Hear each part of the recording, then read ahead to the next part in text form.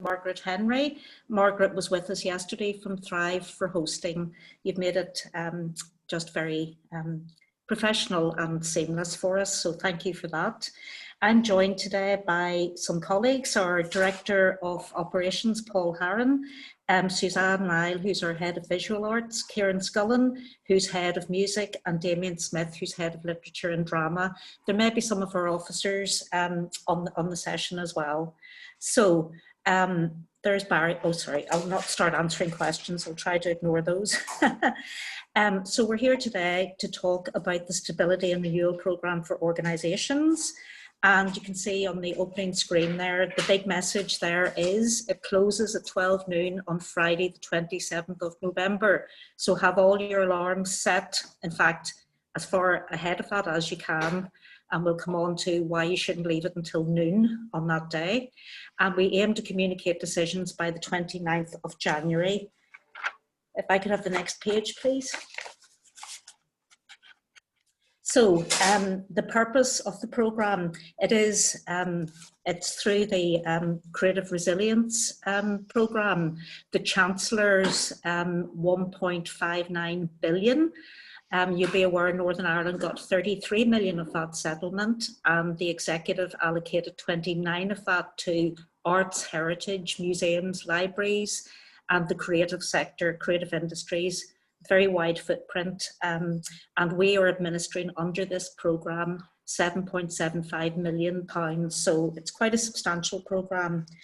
The purpose of it is, as it says there, to stabilise organisations financially, to try and prevent closure, and to allow for continued delivery of all the great work that you guys do, and hopefully to underpin a bit your longer term future when we emerge from this pandemic, and then to support the development of renewal plans where appropriate, and we'll come on to those in a bit more detail. Going to take you through the objectives now. These are very important.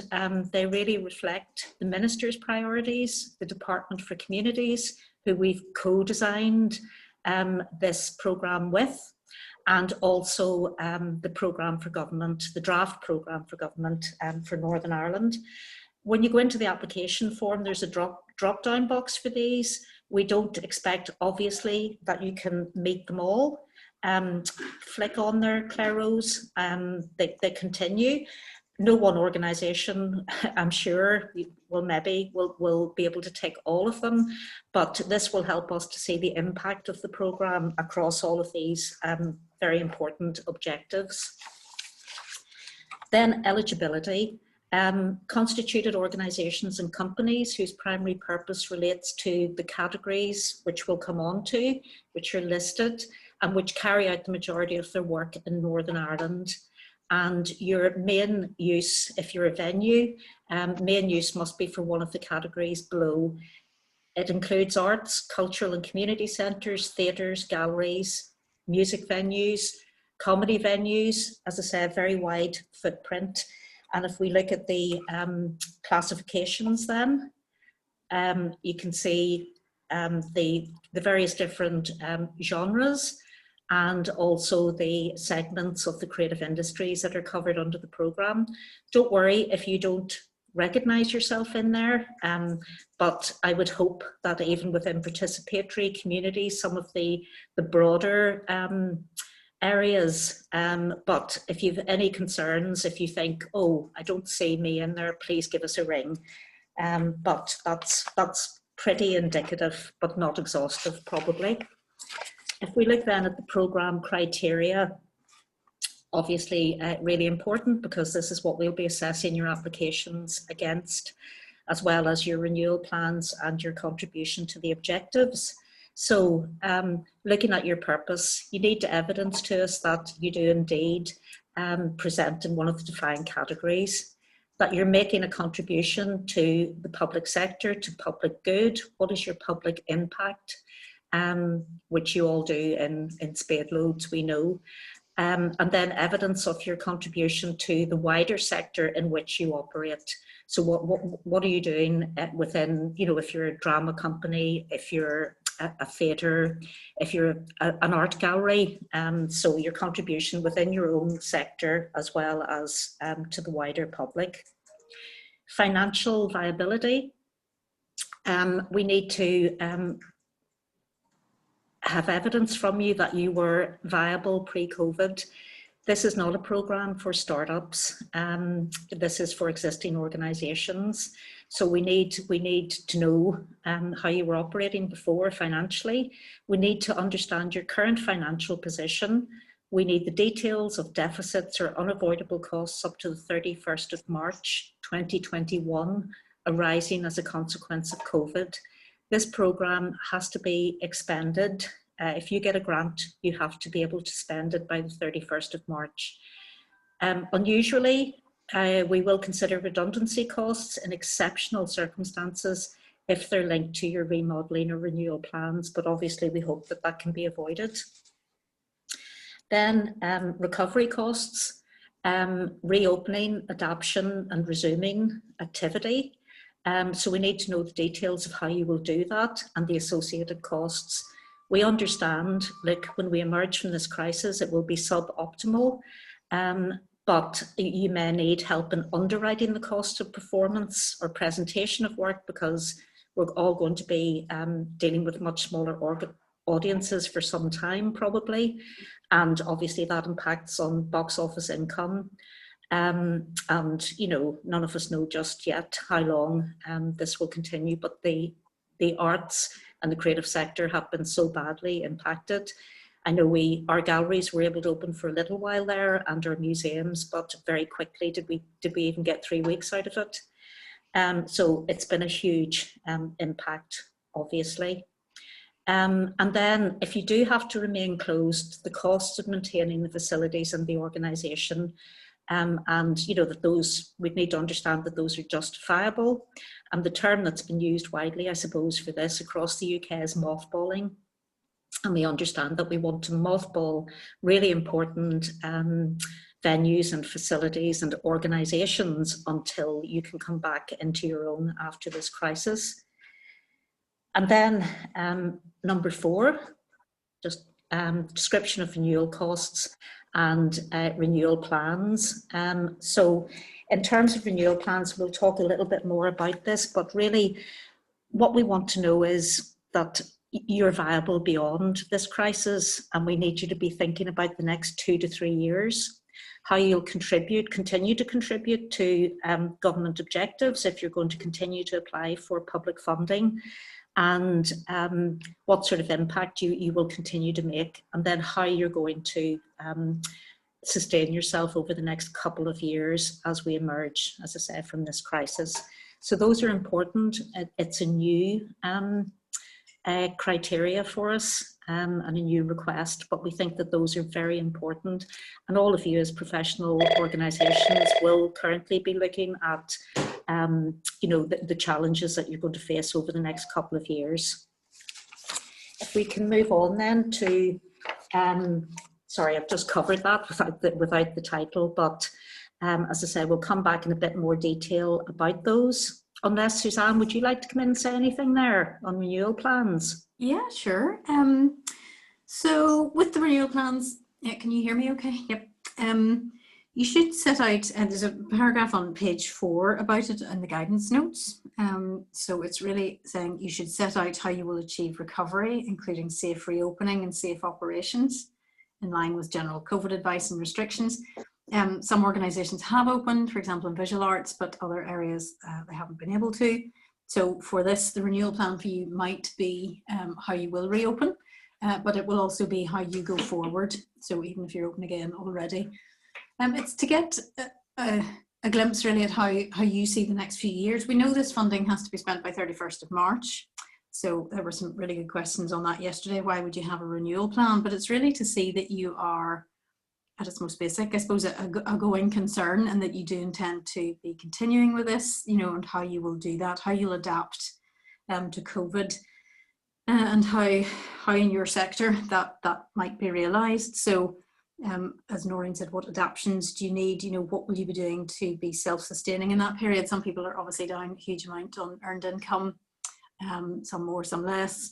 but how do you see this working for you? It's to get that picture of you as you go forward over the next few years, just that you have a vision for that yourselves and that it's something you can realise. There'll be various COVID safety requirements, obviously, and that will come and go. So how can you adapt? You know, if we hit COVID restrictions again, you know, will you adapt between, say, online and actually delivering physically? What are your plans for that? So they're likely to be and should be change orientated, and explaining how you'll contribute to the objectives set out, you know, for the scheme, which are really laid out on page 2. So you won't meet all of those. I think Noreen has been or will go there, but you might not meet all of those objectives. That's okay, but it's just whatever it is for you in your particular line. The size of the renewal plan should be proportionate to the size of the organisations, really. Major venues might be expected to provide much more detailed plans. Some of the smaller organisations, maybe a page, 1 to 2 pages would probably cover that, just of how you'll go forward, the kinds of things you'll be doing. So for example, visuals, my sector, but within that, there's lots of different activity happens, but they would be laying out, for example, how they would, you know, they'll continue to programme. If there are lockdowns, they might have to adapt their programming, so they'll build flexibility into it. You know, when might they program for their next major shows, you know, and is there flexibility in that, how they're going to deal with it. So it's just getting a sense of what you aim to do over the next couple of years. They should also include how you propose to minimise negative environmental impacts and promote positive ones. This is really something that's been heading all our ways, and responsibly, most organisations are doing something, so that's okay. It's just you outlining what you do in that regard. It's not that you have to go out and put solar panels on your roof or anything quite so major, but what for you, what was coming up, what are you going to do anyway? You know, if you're giving out plastic cups, is that appropriate? What is it for you? Every organisation will be slightly different. So it's just an acknowledgement of what you're doing in that line. So with the renewal plans, it'll ask about costs, that sort of thing, as part of the application. So within that, there are things listed there on page 4, running on to page 5 of the guidance notes. Lots of things that you could do, but we do know this is a short window of time to be achieving things. So it's really a consideration. Everybody will be different, but is it something that will perhaps you hiring in consultants to help you with something to help you determine your longer term sustainability? Is it upscaling staff? Is it pilot projects to test something for a renewal plan over the next 2 years? Is it commissioning of new work? My colleague Kieran explains that very well. New projects reaching different audiences in that short window of those couple of months. And other proposals that you might have, perhaps environmentally related ones. So you can have a think about that. Kieran, are you there? Yes, I'm around. In terms of commissioning, just as part of that renewal plan, is this too early maybe in our run of things, but maybe you come back to that. A quick word on that, Kieran, and then So for the purpose of this award, we are accepting commissions, importantly, and it's an opportunity to get some funding into individuals to create new work. For the purpose of this scheme, we're accepting that the commission is complete when you tell us who has been commissioned. So there may be an expectation for future dissemination, but we can consider that in relation to this application. But for the purpose of closing off the award, you can pay the artist upfront, and then the contract is between you as the commissioner and the artist who's commissioned. So a good opportunity to look at your commissioning needs into the future right now. Great, Kieran, thank you very much. Could I, sorry to interrupt, Noreen, it's Paul here. Just very quickly, just to add to what Kieran has said there about that aspect of it, which is a bit unusual. We just need to be careful, obviously, that when you're looking at renewal plans or you're looking at that kind of commissioning that is permitted, what we can't do is we can't allow prepayments in other aspects of applications. So please don't sort of misunderstand that side of things. Everything has to be expended by the 31st of March 2021. So that commission would have to be, that would have to have been put in place and paid for by that date. Yeah. Great, thank you. Well, yeah, who can't submit an application? You can see there it's not for individuals, broadcasters, and if you're you can't apply to both us and the National Lottery Heritage Recovery Fund, which comes out of the same pot, the 29 million. Local authorities, local authority venues will be supported, have an opportunity to apply, but that will be through a separate funding arrangement. How many applications can you submit? You can only submit one. However, you can apply for more than one project within your application. So just keep that in mind. Might be something that you'd want to talk to us about when you get that far. We're going to move on then to eligible costs. So there's quite a list on the actual guidance notes, and we'll just go through some of them here. I'm obviously not going to talk about them all, but deficits incurred as a result of COVID-19. You can look at your staffing costs, but not if they're already paid for, obviously, by the government furlough scheme. And as we all know, that has been extended, which is terrific. So please maximise that programme if you need to keep staff on furlough. However, if you do need to bring them back in for whatever reason, that we can consider those costs. Your rent, your overheads, we'll flip on to the next page. Costs associated with suboptimal opening, as we've been talking about, lower audience numbers, maybe specialist skills to adapt your presentation of work. You've all done brilliantly, and that's been one of the shining lights through the pandemic, the wonderful online presentation of work. And then obviously site management, a big factor. That can include additional staff, managing queues, PPE, additional cleaning, and we know that all of those things that you're all going to have to introduce really can mount up. So look carefully down the list, and again, you know, they're indicative. We can't list completely everything, and again, lots of questions yesterday, and I'm sure coming through today about other things that aren't on the list. How much funding is available? You can see it's unlikely that an individual award will exceed 500,000, but in exceptional circumstances, we will consider larger awards. I mean, we know the impact that this pandemic has had on the sector, but you must discuss that with us prior to putting in an application. We can't deal with any surprises, so thank you. And in a way, you really have to have discussed it with us, and we allow the application to come in for a bigger amount. Do be realistic. As you know, there'll be huge demand on this programme. There is for all public funding, and you know, so just be measured, and we need to make this go as far as we can. So what can you not apply for? Anything incurred before March 2020. This is COVID only related. We can't clear your deficits if they pre-existed. They have to be as a result of COVID. And anything that's already covered nearly goes without saying, but just to re-emphasize, anything covered by ourselves, if you're a client, National Lottery Heritage Fund or other funders or government COVID schemes. So please just be very careful about that, even accidentally, and things can get quite complex when you're applying to different streams. We understand that. Any costs that you are expecting to incur after March 2021. So again, look at that very carefully. Making an application, you have to use our online system, and just that note about uploading. We're coming on to the mandatory enclosures, which Paul will speak about, but it can take a long time to upload. So it's just do not wait until close to the deadline, and please make a start well before then. You'll receive an automated email advising you your application has been successfully submitted, and if you don't get it, then I'm afraid it hasn't been. We'll just move on quickly to state aid.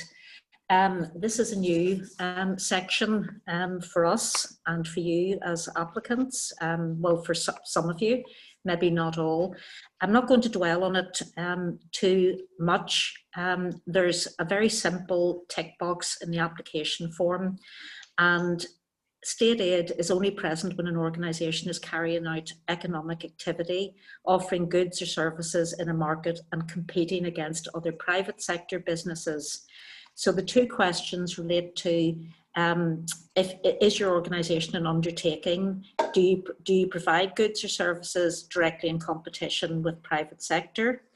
And if you provide goods and services beyond the UK, you also have to tick. Now, we're not expecting that in the creative sector that you will be ticking both of those boxes. But if you're in any doubt, do, and we will assess if there is state aid present. It's an EU requirement, and there are all sorts of mitigating criteria for the creative sector, arts and creativity, all sorts of exemptions. So we're not overly worried about it, and we don't want you to be. We'll move on then to those mandatory enclosures, and I'll hand over to Paul. Okay, thanks, Noreen. Yes, so I look after the operations side of the Arts Council, and so I guess this is the bit that really operationally I'd really like everybody to acquaint themselves with the guidance notes and really read those carefully before you submit. And I would also just echo what Noreen's already said about not leaving it too late. Please do bear in mind that it's an online application process, and that it will close on the deadline, and anything after that we can't accept. So please do plan ahead. So really, just to go through the mandatory enclosures, as I say, they are in the guidance notes. If you have those either downloaded or on screen, they're on pages 8 and 9 of the guidance notes, and you must provide them in conjunction with your application. Those who are familiar with the government funding database and have received public funding before, you'll be familiar with that, and so please upload what's required to that if you do that. If you don't and aren't familiar with it, make sure please that you enclose all the mandatory documentation with your application. So just to go through what you can see there, the Constitution or your Memorandum and Articles of Association, which tell us what your organisation, what its founding governing documents are, so that we know what those are. And again, just to refer back to the application form itself, obviously you'll be ticking there what type of organisation you are. There's a list of those. We need to see your most recent set of accounts. Those are the most recent audited or certified accounts. Those would be, as I say, to the government funding database if you can, but if not, then you need to supply those to us. And if you can't provide audited or certified accounts for 1920, then please submit your most recent audited accounts and your latest draft accounts. So again, then the management accounts, again, you'll see there, I'll not read it all, but just draw your attention to it. These are the management accounts covering the period up to March 2020 that we need to see. We require financial and management accounts to assess the overall financial well-being of your organisation and to judge whether or not there's a need for public funding or the funding from this particular programme. We also ask for a bank statement as well. That should be your current bank statement there. Maybe if we could go on to the next slide, please. Thank you. So another mandatory information are your CVs or information of any of the artists or groups and technical staff that you may be included in your application.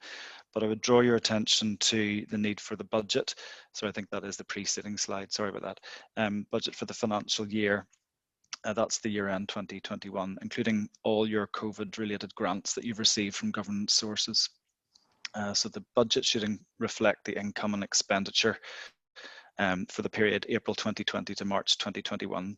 And again, as I say, you need to provide any COVID-related grants received from government sources in that. We also need to see a cash flow, and we look at cash flows to confirm deficits. And so we're looking for your opening bank balance as of the 1st of April 2020, the money due in and the money due out, ideally on a monthly basis for that period April 2020 to March 2021, and the bank statement needs to reconcile to the cash flow statement. And again, please include in the cash flow document any COVID-related grants. People will be familiar of our requirement to have a breakdown of any costs over £1,000, and you need to do that on the application form. Again, we'll ask for evidence of loss of income on the application form, and I think Noreen's covered the kind of things already. And the renewal plan, again, Suzanne has talked through that, so I'll not repeat that. But if I could just please sort of ask you to ensure that you know that you're submitting everything at the time. On page 10 of the guidance notes, you'll see the way in which you can submit it. You can't put them in zip files. It have to be enclosed on a Word, Excel or PDF document, and you can't exceed 25 megabytes. So please bear those things in mind. All your data has to be PC compatible. I think that's maybe enough of a rundown of that at the moment, perhaps. Thank you, Paul. Assessment, just a couple of things to say here quickly because we're taking a bit of time here. Unusually perhaps, and this the Minister has required specifically that we consult with an additional expert panel, particularly to represent diversity across Section 75 groups. We will be working with NI Screen and University of Ulster on the creative industries, NICFA, and a number of other bodies, and we'll be working with them in terms of the demand across the programme and bringing our recommendations to them, just for opinion and for balance before those are approved by our own board. And as you would expect, applications will be assessed against the criteria. We'll just move on then to decision making. And really, the only thing I want to pull out there is there's a lot more on page 11, which you can look at. But obviously, through this programme, we really want to ensure a balance of funding across all communities in Northern Ireland, as well as different art form activities and the disciplines that are eligible under the programme. That's always important to try to achieve. Just on publicity, again, this is set out in detail on page 12. It's public money. All grants that we award are published on our website, and there are public funding requirements to acknowledge both the Arts Council and Department for Communities. Under openness and accountability, just to make you aware that under freedom of information, any information held by us about you is potentially accessible to the public. But however, under data protection, which is just the last, yes, any personal details will only be accessed by our own staff, auditors, individuals and organisations that I've mentioned there that might be helping us to assess our monitor grants. So just you'll want to look at that in a bit more detail. So I think we're going to move on to questions. And again, sorry, there's a few more titles flashing up, but I'm not going to speak to them now. They're all just mandatory things in the guidance notes, so do look at those carefully. Thank you. So Claire Rose, if we can start to get the questions up. Yes, so we've got about 14 questions in. So the first one's from Alistair Kerr. Is the grant scheme open to equipment suppliers, i.e. light and sound equipment, hire and designers, to theatres and arts organisations? Okay, I'm not seeing those just yet on screen. If you go up to your Q&A. Of course, sorry. Okay, who would like to take that one? Paul? Yeah, I suppose really I'm just, sorry, I should have jumped in. I guess you'd need to sort of really just check against, again, the guidance notes there to see what kind of organisation you are, really. And that, again, just the organisational purpose. If we said in the programme criteria, you're going to be assessed against your organisational purpose. If your primary role is to create, present or support in one of the defined areas. So, it would require you to kind of fulfill that and be able to demonstrate that. I'm sorry, I know that's a very general answer, but without really fully knowing what the organisation or company does. I wouldn't want to kind of commit either way, but just again, please just look at to see how you fit in with the programme criteria and the whole programme's aims. Yeah, absolutely, and particularly that public impact side, which we do appreciate will be a little more difficult for some to demonstrate, no matter how important you are in, you know, the chain of services that supports the sector. I'm just looking at Verity's questions here. Verity, I think there's three. Just in general, you seem, just to make it clear that we're not really expecting you to be able to apply for a lot of programming under this programme, because, as you know, we aim to make decisions by the 31st of January. So the answer to your question is no, I wouldn't be marketing events and then cancelling them. I think you have to be realistic in your application. Really, although we do allow an element of programming, really it's that commissioning side that Kieran spoke about. Your actual ability, I think, to be able to program under this scheme will be very difficult. It really is aimed at sustainability and clearing deficits. So do look carefully at that. Can someone else take Verity's question there on equipment? Sorry, let's see. Well, I mean, it's Damien Smith here. You shouldn't assume anything until you get a letter of offer from the Arts Council with regard to any applications that are currently being processed. So if you feel that you need to make another request for equipment or whatever it is that you've already applied for, then you would need to do that in this round, because you won't know otherwise until the decisions are made. I think also maybe just one other thing to add there, completely concur with what Damien said, but just in terms of this programme and what we say as well, in terms of applications for equipment, it would really need to be, we use the word modest requests for equipment. So we're not expecting to see big equipment, big components of equipment requests in this particular stability and renewal programme. Yeah. Sorry, can we just make sure that we read out the questions just in case anybody can't see them? Oh yes, sorry, we forgot about that. Verity, I'm going to move on, and if we've time, we'll come back to your third question there. Let's see, Ross Parkhill, some of them are quite long. With regard to capital investment, is there any guidance on an appropriate amount that may be requested? I'm going to break this down. As Paul's just said there, Ross, this programme is really for modest equipment for project delivery. So really, we've had other capital programs open, and that's where we would the bigger applications would have come in.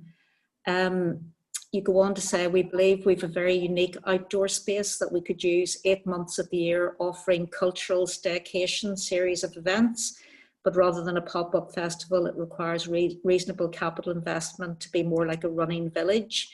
We've many plans drawn up for renewal and remodelling in this regard. That sounds wonderful, but this is not a capital programme. So no, I'm sorry, just as the blunt answer to that one. I can maybe take the next one. Noreen, if you like, it's can Arts Council guarantee decisions will be made by the 29th of January 2021. Maeve, we are aiming to have decisions by the end of January. We will make every best effort, but we can't guarantee that decisions will be made by then. We're clearly very well aware that organisations will want and need to receive whatever successful awards there are as soon as possible, and we know that all the money, as we've said before, has to be expended before the end of the financial year. But we are anticipating a high demand for this, and we do have just normal capacity issues. Again, that's another reason why I would emphasize that please do, when you apply, make sure that everything that you need to enclose in your application is there, because we don't have capacity to spend a lot of time following up on anything. Everything goes through an eligibility process, then it will go through its assessment process, and as Noreen has mentioned, there's also an expert panel that will go through as well. So we will make our very best effort for the end of January, but I can't guarantee that it will be that date. Ian Barr, I'm going to read out your question because we're still getting some confusion, I know, on renewal plans. So Ian says, you're talking about renewal plans that organisations should put in place to ensure sustainability going forward beyond this year. The costs associated with putting those initiatives in place will be incurred after 31st of March 21. So where's the funding coming from to put those plans in place, given the money from this programme has to be spent by the 31st of March, and in all likelihood, AFP is going to be at standstill? Ian, as we were saying, we need to know about your renewal plans and your funding from other sources, as well as maybe the Arts Council if you're a client, over the next couple of years. But this programme is not to support those renewal plans. This is to support only your immediate costs and costs that have been incurred this year as a result of COVID, to try and make you sustainable so that you're facing into a new future, maybe with an AFP standstill grant and you know, your usual various sources of income. So I hope that answers it. We're not funding the renewal plans for the next 2 to 3 years, but we need to know about them, and you need to tell us about your funding sources and how you're going to be sustainable over the next couple of years. Here again, Noreen, I'm happy to clarify this next one. Yes, please, Verity's. Which is just Verity's other question. To clarify, we could commission new work, but you would not expect the creator to deliver it necessarily before the end of March, even though we would pay them before then. So yes, that's right. If you're considering commissioning, then you will apply for the cost of a commission, or indeed a suite of commissions. You can apply only for the costs of the commission fee, so the writing or the creation of the actual work. You know, the production, presentation or dissemination costs aren't eligible. So we're accepting for the purpose of this scheme that the commission is complete when you tell us who has been commissioned and contracted. Paul, would you like to take Julie, you say, oh, sorry, it's just jumped. Hang on.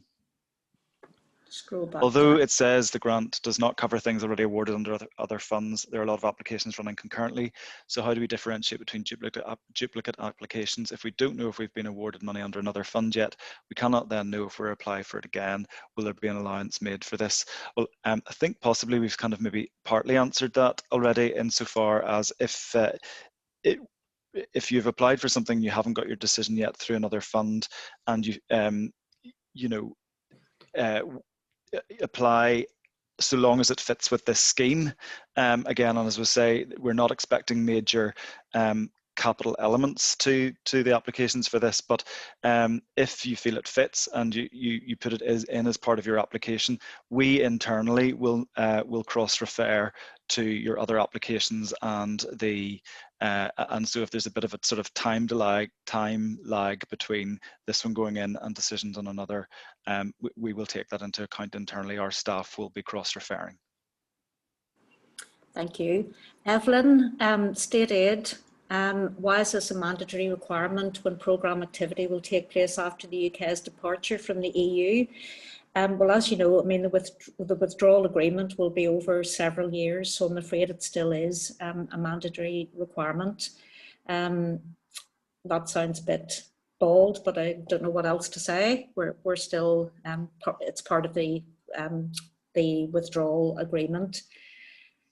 Anonymous attendee, I own an events company. I've not worked since March 2020, and obviously there's no sign of events happening again in the near future.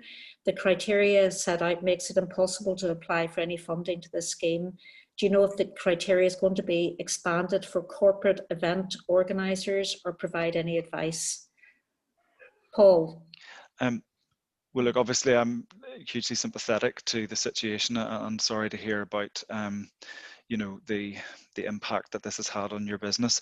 There aren't plans to expand on what we've set out here. The programme is as it is. So, you know, those that are able to apply to it as we've set out, please do. If you don't fit into that, I'm afraid just this scheme just isn't a fit for your situation. Thank you. Ian Barr, you also mentioned the costs of underwriting events where income is reduced due to COVID-19 restrictions. Given that this programme's funding has to be expended by the 31st of March, it follows that those events must occur prior to that date. Otherwise, how could you know what that loss of income will be? So can someone help me with that one, please? Well, if there is a deficit being projected up until the end of the financial year, that deficit is eligible for support right now. So if there are organisations that have the capacity and the ability to programme any type of event, there are lots of different types of organisation, lots of different types of venues, and some of them may be in a position to have programmed something in some way, even if it's digitally, and trying to cover costs in that regard.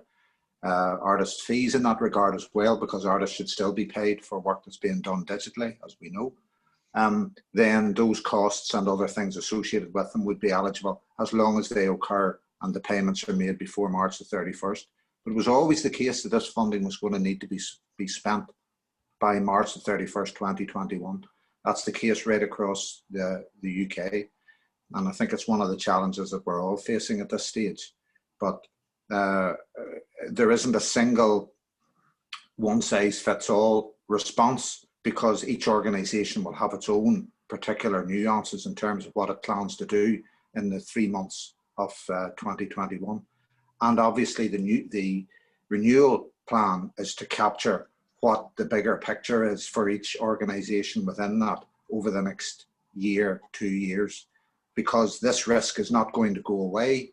There is no other new money that is being spoken about other than what we've got right now, and what we hope will be coming through at annual funding and in other funding programmes from the Arts Council. What's happening elsewhere, we have no control over. That's at local authority level or at central government level.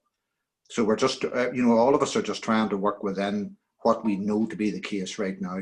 And I think that the costs that will be incurred over those 3 month period or the 2 month period would be the kind of costs that we would be able to cover.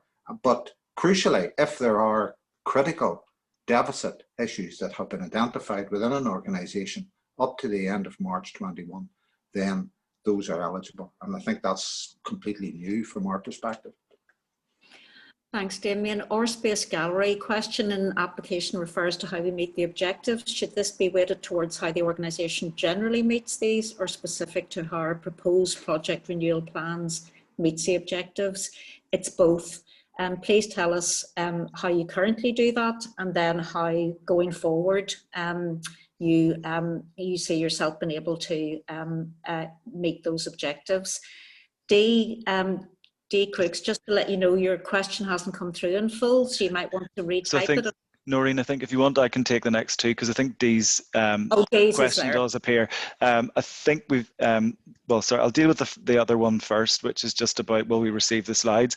Can I just sort of say the slides are really just a complete replication of the guidance notes that are on the website. And I know regrettably we had a problem with our website over the last 24 hours, but it is up and running again. So if you just go there to the funding organisations page and download the guidance notes, those are the slides really. So just on that one.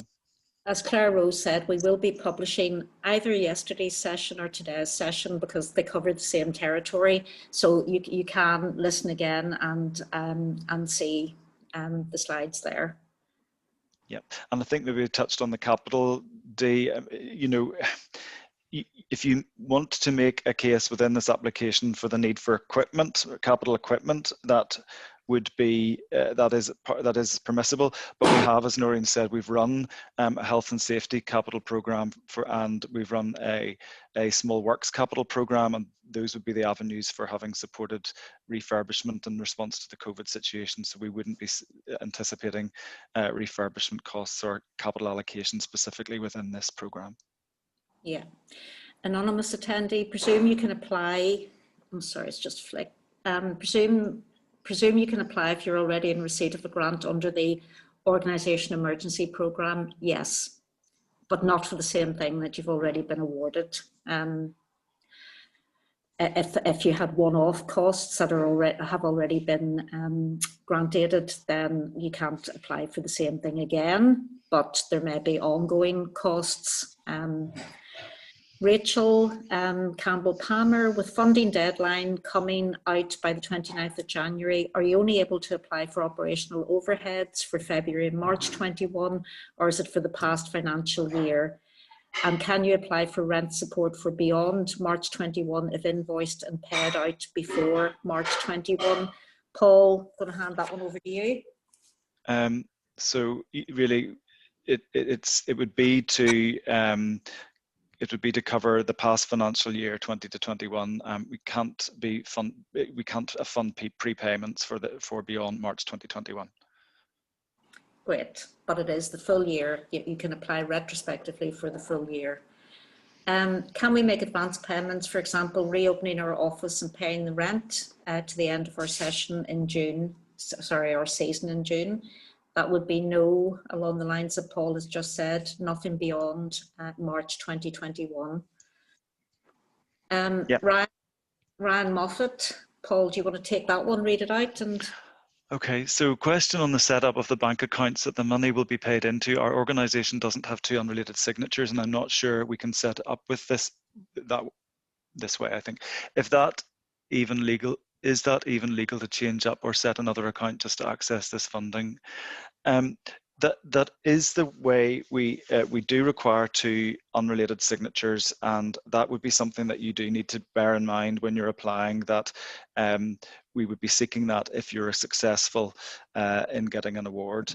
Now, at the point of application, you may not have been able to do that, but you would need to look into how you can have a bank account with that facility there. That is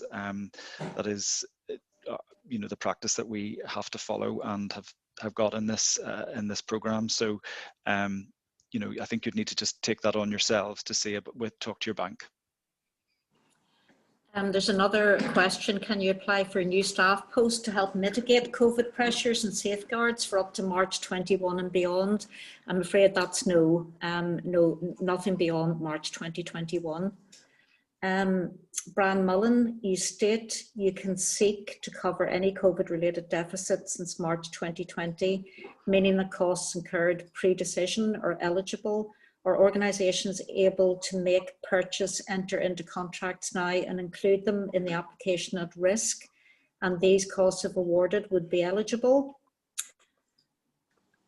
I'm sorry, I'm just reading. You can't enter into contracts or make purchase in advance of knowing your award. No. I think if I could just go back, there are two elements in that question that came in about the new staff post in regard to mitigating.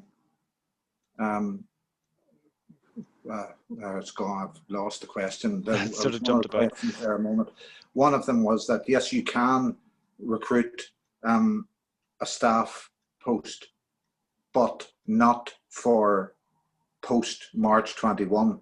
Though obviously the benefits of having the staff post in the terms that are described there about mitigating COVID issues, those benefits may derive for the year or whatever, but the actual post itself the cost is being incurred for wouldn't be able to be sustained beyond the end of March 21. Yeah. Pam Smith, can we commission for years beyond 21-22 so long as artists are contracted before March 21? In theory, Pam, but I would say it would be stretching it a bit, and it might be a low priority for us to award commissions so far in advance. So I would keep it really to within 21-22. That would be the advice. Deirdre, Rob, can we apply for website development in relation to digital offer? Anybody want to come in on that for me? Yes, I think that's eligible cost. Yep, that's capacity building now. It's also strengthening and it's enhancing resilience and and improving the digital offer moving forward. So those would be eligible costs. We have another, just for clarification, if something is planned and paid for before March 21, does it have to be completed before March, or can completion take place after March 21? Paul or Kieran on that one, because it really only relates to commissions. Yeah, I mean, the award that has to be spent before the end of March 21. So in terms of commissioning, it's not about future presentation of work. It's just about supporting the creator, the fees for the creation of the commission. Okay, thank you. Cherry Driver wants to know what would be the daily costs associated with technical assistance for setting up of streaming equipment. I don't think we can answer that, Cherry. You'd have to do a wee bit of market research around that, and if it's a cost that you want to put in. So anybody want to add to that? No. Yeah, I think you've said it. We just have to consider what comes in on the application and see that it's reasonable. Mick Bonner wants to know when AFP is likely to open. If our programme is likely to change significantly going forward, our AFP application will be very different. So can we use this fund to help make that change, or should we just use the AFP for those changes? Paul, you can talk about timescale there. Sorry, the thing just jumped about there. AFP, clearly we're in a very unusual year, and we have a number of emergency programs running, including this one.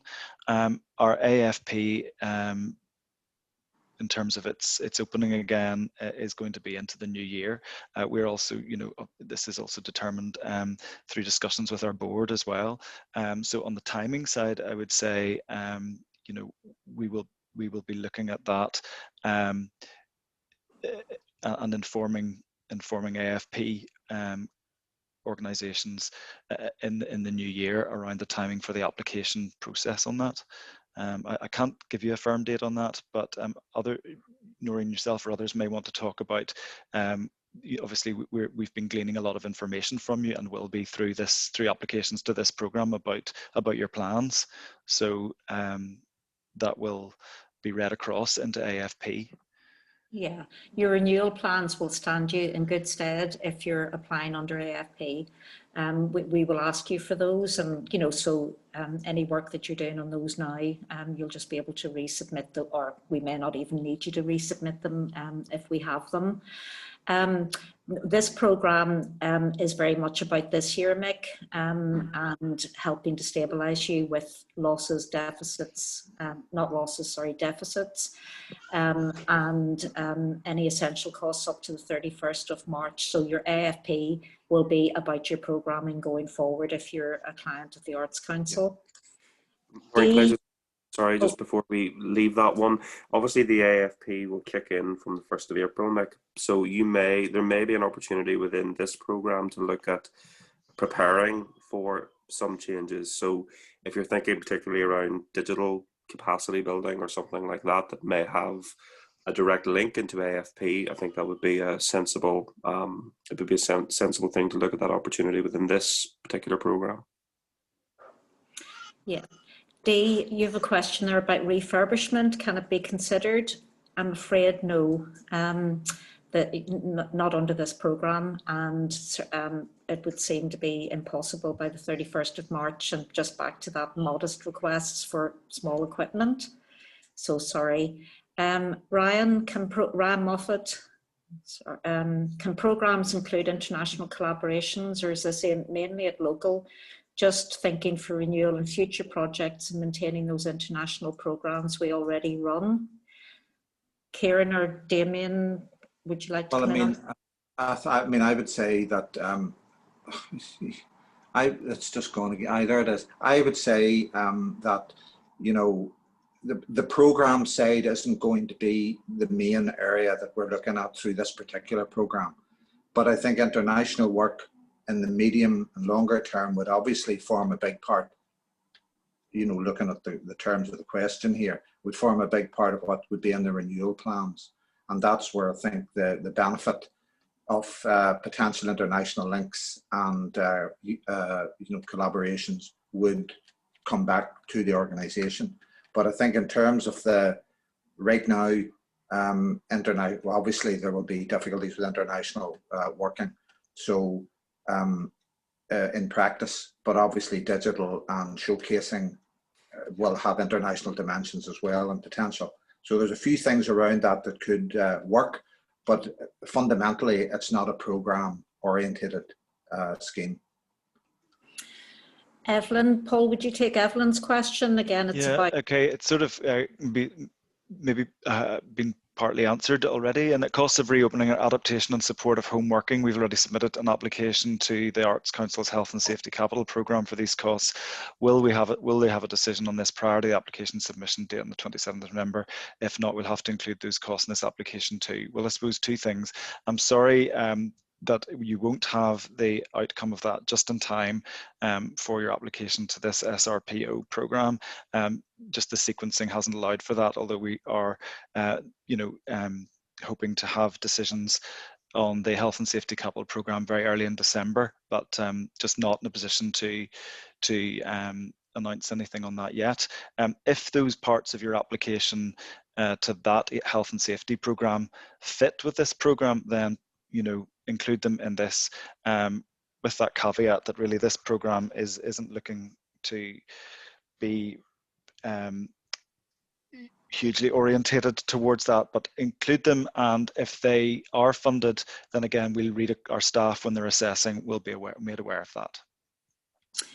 An anonymous attendee wants to know, is there any expectation of a similar scheme to cover the next financial year? We've no idea. As you know, this was a special package under the Chancellor's 1.59 billion for the creative and cultural sector. It was hard fought and hard argued for, and thank goodness it was delivered. But we just have no idea. Now, Dee, can we come back to, could someone read these there while we move on to a few shorter questions? If I could ask somebody there to look at that. And we'll move down to Dave Boyd here. You mentioned AFP. Is there going to be an AFP application process this year? I think we probably answered that, David.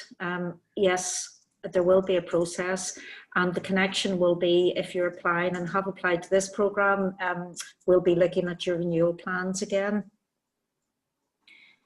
Can you book an artist to perform in 21 but pay them during the window of the programme, I presume?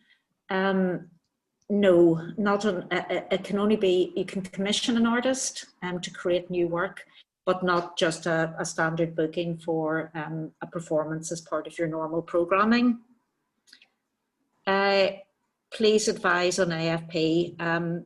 Maeve, we're not in a position to do that. I would just add to what Paul's already said on this. With good reason, the sector has very much asked us not to have concurrent programmes running, given the pressure that you're all under. Also, we know that Treasury this year is doing just a one-year budget. There's no comprehensive spending review.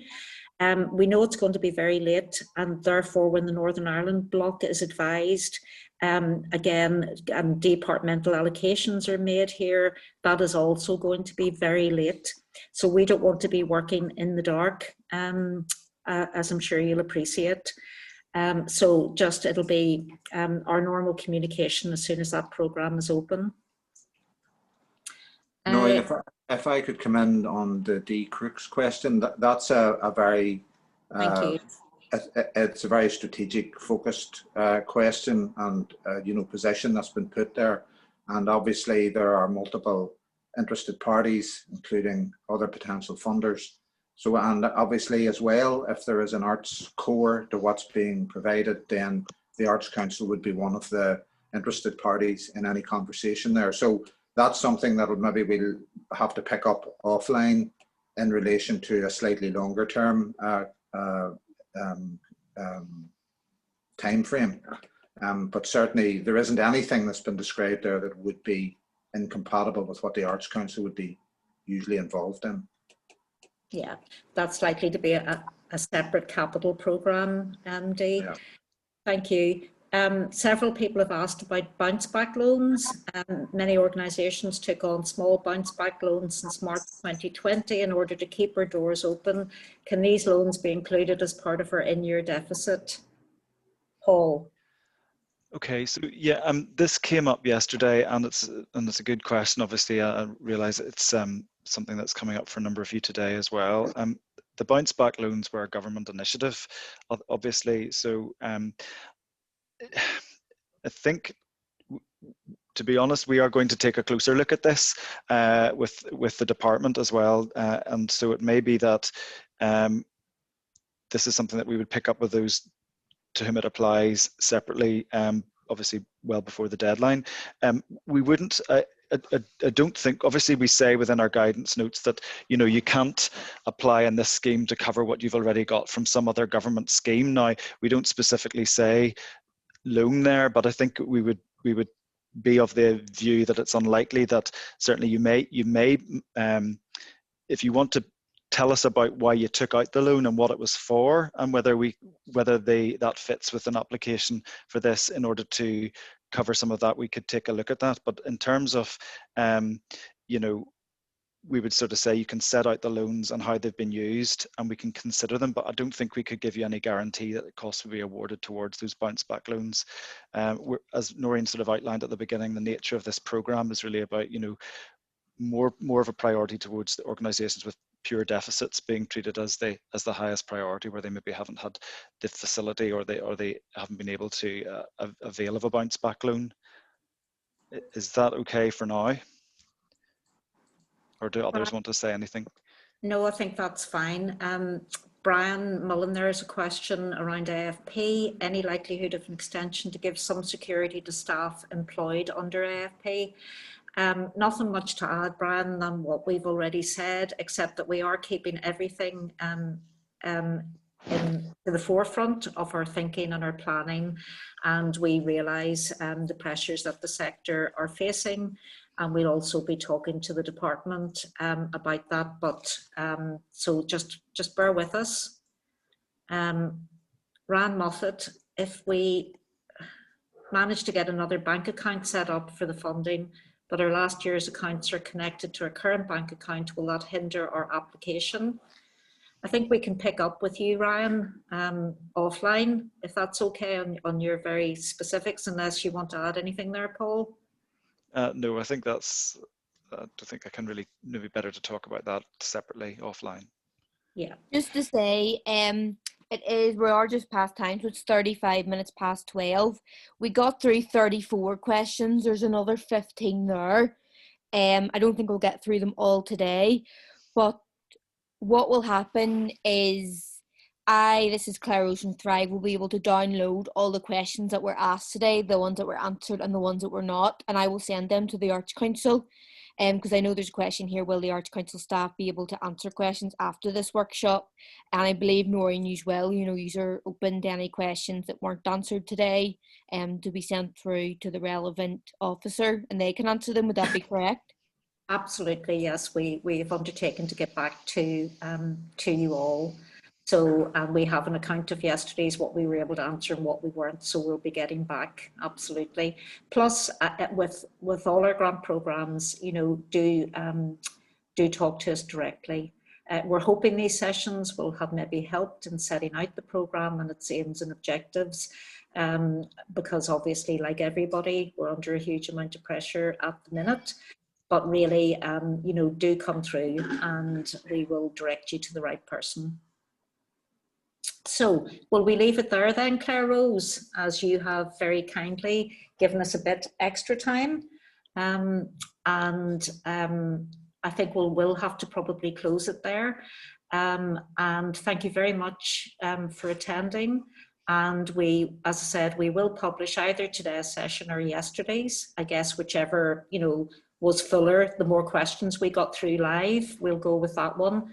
And then we will be responding to all of the others that have been posed.